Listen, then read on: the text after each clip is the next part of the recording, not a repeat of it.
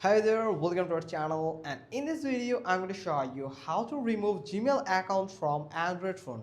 First you have to open your Gmail, then from here you just need to click on your profile icon and you will find your email that you want to delete. Make sure you add the right email that you want to delete from your Android phone. Now click on manage your Google account.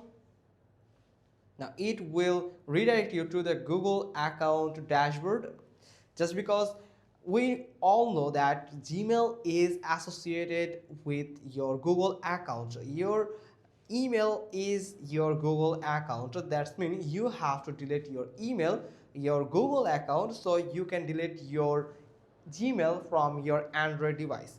So for delete your Google account, you just need to click on data and privacy. Now scroll all the way down and simply click on delete your Google account. Now after that, it will take a short time and you have to go through a verification process. You have to enter the password of that Google account, and then after entering the password, you will find this type of page where you can download all the data that associated with your Google account, and you can find all the data listed here. And then at the bottom you will find two boxes that you have to check. These two boxes to accepting the terms and conditions of Google.